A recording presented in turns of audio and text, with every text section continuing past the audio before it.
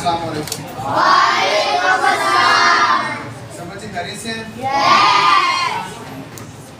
हम उर्फ मद्दा के सबक पढ़ रहे थे। कौन से पढ़ रहे थे? उर्फ मद्दा कितने हैं? कौन कौन से? उर्फ मद्दा कितने हैं? कौन कौन से? अलिफ मद्दा, वाव मद्दा, या मद्दा। वाव मद्दा कब होगा? वाव मद्दा से पहले, वाव साकिन से पहले, वाव साकिन से पहले पेश आ जाए, क्या होगा?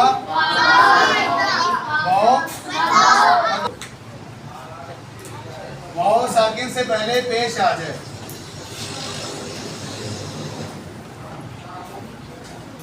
वाव मद्दा किसे कहते हैं? वाव साकिन से पहले इसे पेश आ जाए तो वाव मद्दा होगा। और अलिफ मद्दा, अलिफ से पहले, अलिफ साकिन नहीं बोला, अलिफ पहले।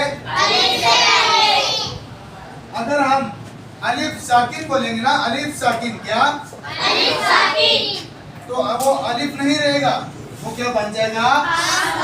हमजा बन जाएगा। क्यों? क्योंकि अलिफ के ऊपर अगर जज़म आ जाए तो वो क्या बन जाता है? हमजा बन जाता है। और अगर हम सिर्फ अलिफ ही रहने देंगे तो उस सूरत में अलिफ मद्दा बनेगा। अलिफ हो उससे पहले ज़बर आ जाए, अलिफ हो उससे पहले ज़बर आ जाए तो क्या होगा? क्या होगा? अलिफ मद्दा। और अगर अलिफ पर हम जज़म लगा दें, साकिन किसे कहते हैं?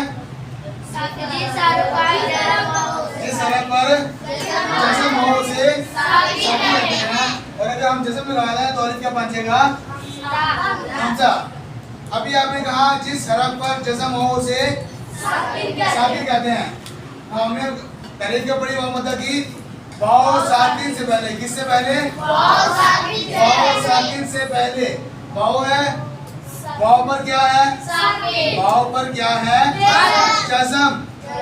वाव पर क्या है? जज़म। वाव क्या हुआ? साकिन क्या हुआ? और हमने वाव मद्दा की तारीफ क्या पढ़ी है? वाव साकिन से पहले, शाबाश, वाव साकिन से पहले पेश आ जाए तो क्या होगा? वाव मद्दा। मिसाल के तौर पर ला वाव पेश तू, पढ़ेंगे कैसे पढ़ेंगे? मद करके पढ़ेंगे। मद का मतलब क्या है? शाबाश, कैसे कर पढ़ना, मतलब लंबा करके पढ़ना। कैसे पढ़ना? ता वाव पेश क्या बनेगा?